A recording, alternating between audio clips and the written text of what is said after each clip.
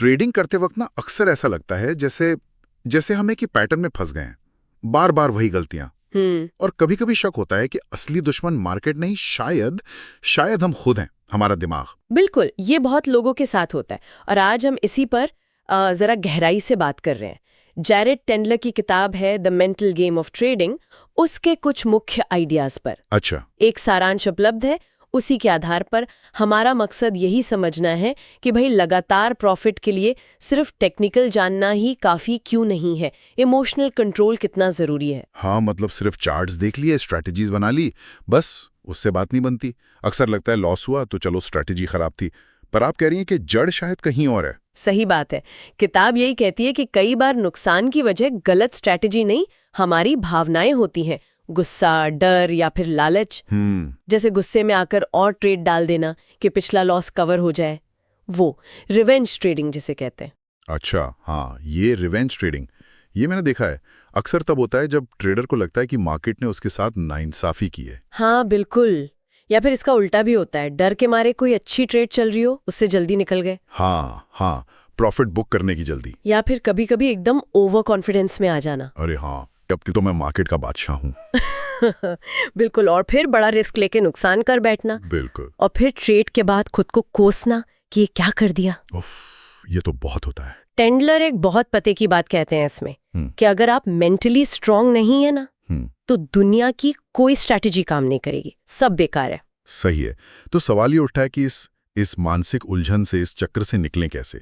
स्रोत में एक अवेयरनेस मैप की बात है, जागरूकता मानचित्र। हाँ, ये क्या चीज है, ये कैसे हेल्प करता है? ये बेसिकली एक तरीका है अपने इमोशनल पैटर्न को पकड़ने का। मतलब ट्रेडिंग जर्नल तो सब रखते हैं कि क्या ट्रेड किया, क्यों किया। हाँ। लेकिन इसमें ये भी लिखना होता है कि उस वक्त महसूस क्या कर रहे थे। गुस्सा था, डर था, बोरियत हो रही थी या बहुत ज्यादा एक्साइटमेंट थी। अच्छा, सिर्फ ट्रेड नहीं, इमोशन भी रिकॉर्ड करना है। हाँ, ये सिर्फ लिखना नहीं है, ये अपने उन पैटर्न्स को समझने की कोशिश है जो शायद हमें पता भी नहीं चलते। उनको कॉन्शियस लेवल पर लाना है ताकि हम उन पर रिएक्ट करने के बजाय सोच समझकर एक्शन ले सके। ओके, तो ये पहला स्टेप हुआ पैटर्न को पहचानना, मतलब अवेयर होना। स्रोत में आगे के रास्ते की भी बात है, जागरूकता से सुधार तक। हाँ बिल्कुल, रास्ता वही है। पहले अवेयरनेस, जागरूकता, फिर अंडरस्टैंडिंग, समझ, और फिर करेक्शन, सुधार। ठीक है। पहले आपने पहचाना कि ट्रिगर क्या है, गुस्सा कब आता है, डर कब लगता है, फिर समझा कि ये क्यों हो रहा है, इसके पीछे क्या सोच है, और फिर आप उसे बदलने के लिए कोई ठोस कदम उठाते हैं। और इसी इमोशनल उथल-पुथल से जुड़ा एक और शब्द आता है, टिल्ट। ये क्या है? टिल्ट। हाँ। टिल्ट वो दिमागी हालत है जब इमोशंस इतने हावी हो जाते हैं कि लॉजिक, एनालिसिस सब पीछे छूट जाता है। अच्छा। ट्रेडर बस एक तरह से आवेग में, इम्पल्स में फैसले लेने लगता है। और वो अक्सर नुकसानदायक ही होते हैं। समझ गया। तो क्या स्रोत इस टिल्ट वाली हालत से बाहर निकलने के लिए कुछ प्रैक्टिकल तरीके बताता है? हाँ बिल्कुल, कुछ टेक्निक्स है। एक है मेंटल हैंड ब्रेक्स, मतलब मानसिक hand brake. Mental hand brake दिलचस्प है, कैसे? जैसे आपको लगे कि भाई अब मैं इमोशनल हो रही हूँ या हो रहा हूँ, गुस्सा आ रहा है या डर लग रहा है, बस तुरंत एक छोटा सा ब्रेक लो, स्क्रीन से हट जाओ। ओके। 2-4 गहरी सांसें लो, उठकर थोड़ा चलो, पानी पियो, मतलब फिजिकली उस सिचुएशन से हटना। ये सुनने में आसान लगता है, पर शायद उस मोमेंट में रुकना ही सबसे मुश्किल होता होगा। खैर, ये तो हुआ कि जब टिल्ट हो रहा हो तब क्या करें।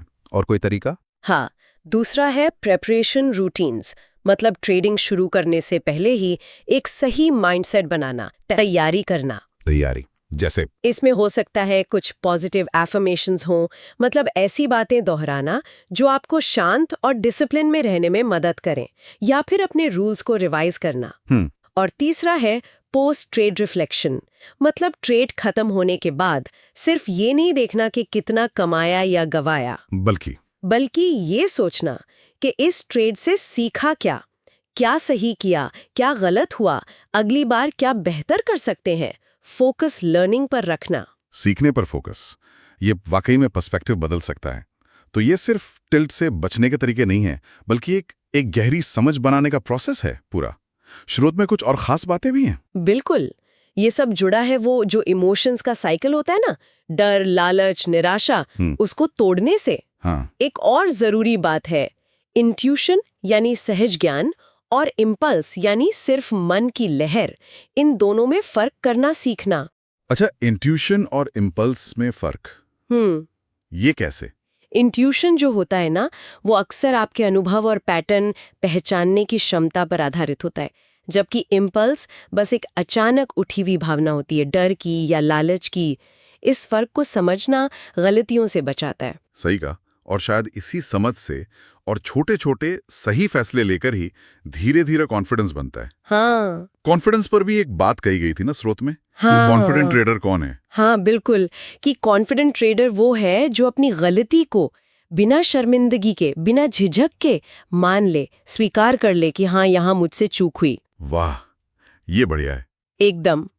तो निचोड़ यही निकलता है इस पूरी बात का कि ट्रेडिंग में लगातार कामयाब होने का रास्ता सिर्फ चार्ट और एनालिसिस से होकर नहीं जाता।